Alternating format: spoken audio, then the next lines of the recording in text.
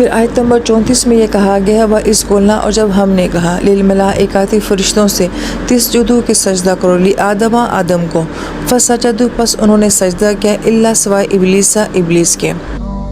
اب یہ جو سجدے کا معاملہ ہے اس کے بارے میں بہت ساری رائے ہیں، مگر دو اہم باتیں وہ یہ کہ ایک مفسر کرام کی جماعت یہ فرماتی ہے کہ یہ دراصل میں سجدہ اللہ تعالیٰ کی ذات کو ہی ہوا تھا، کہ آدم علیہ السلام کو سجدہ نہیں ہوا تھا،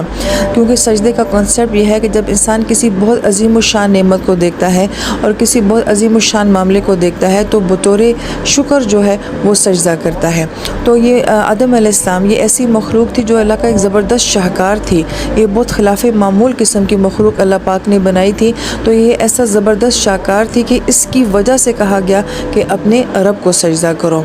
تو یہاں پہ لی آدمہ یعنی کہ آدم کی وجہ سے اپنے رب کو سجدہ کرو، ایک قول تو یہ ہے۔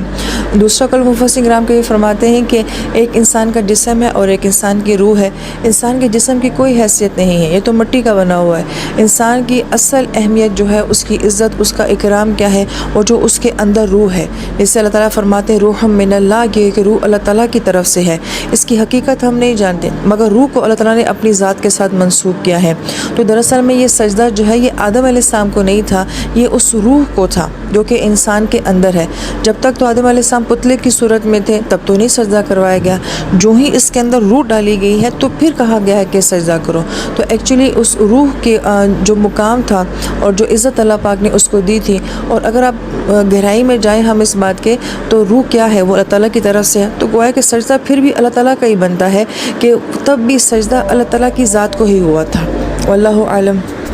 اور پھر آیت میں آتے فسجدوا پس انہوں نے سجدہ کیا۔ یہ فا جو ہوتا ہے عربی زبان میں کسی کام کا فوراً کرنا ہوتا ہے۔ بہت اہم بات یہاں پہ ایک جو کہی جاتی ہے وہ یہ کہ فرشتوں نے پہلے سوال کیا، پھر اللہ تعالیٰ نے ان کے سوال کا جواب دیا، ان کو مطمئن کیا، آدم علیہ السلام سے پوری ڈیمو دلوائی کہ ان سارے ناموں کا علم ان کو دو۔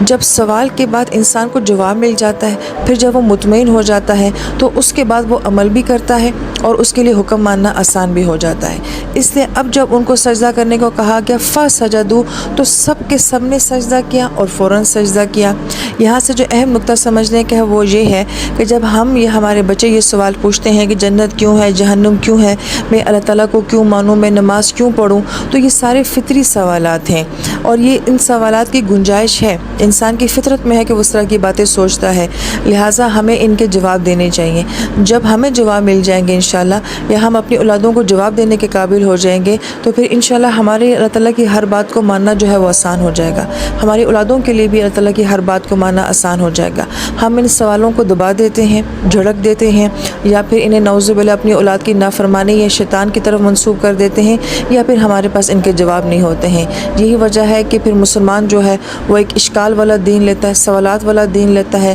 اور ان کے سوالوں کے جواب ان کو نہیں ملتے، اس لیے فا نہیں ہوتا، یعنی کہ عمل نہیں ہوتا۔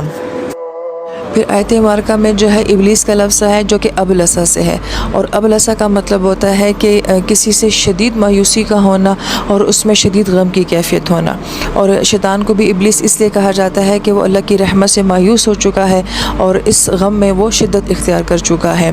لہٰذا جو مایوس ہوتے ہیں وہ سجدے نہیں کرتے ہیں، چاہے وہ شیطان ہو چاہے وہ انسانوں میں سے ہوں۔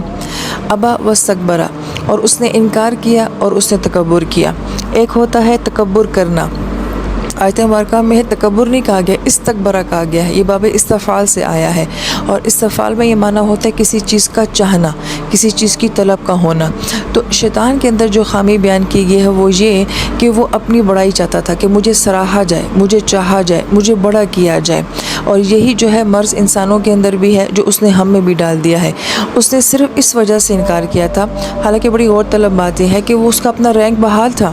وہ تو جنات سے فرشتوں میں آ چکا تھا اور وہ اپنے رینک کے اوپر برقرار تھا۔ آدم علیہ السلام تو ایک دوسری مخلوق تھے، تو اس کو اس سے کیا مسئلہ تھا؟ یہی سارا مسئلہ تھا کہ مجھ سے زیادہ کسی دوسرے کو کیوں سراہا جا رہا ہے، مجھ سے زیادہ کسی دوسرے کو کیوں چاہا جا رہا ہے، اور یہ بیماری اس نے ہمارے اندر ڈالی ہوئی ہے کہ ہم بھی یہ چاہتے ہیں کہ ہمیں ہر بات میں سراہا جائے، چاہا جائے، ہمارا نام لیا جائے، ہمیں بڑا کیا جائے۔ تو یہ بدترین علامت ہے کہ اپنی آپ کی بڑائی چاہنا، اپنے آپ کی تعریف کو چاہنا، یہ شیطانی بیماری ہے۔ وکان من الکافرین، تو اس بیماری کی وجہ سے وہ کن میں سے ہو گیا؟ کافرین میں سے ہو گیا۔ الف لام کے ساتھ آ رہا ہے، اسم کے ساتھ آ رہا ہے، یعنی کہ مسلسل کفر کرنے والوں میں سے وہ ہو گیا۔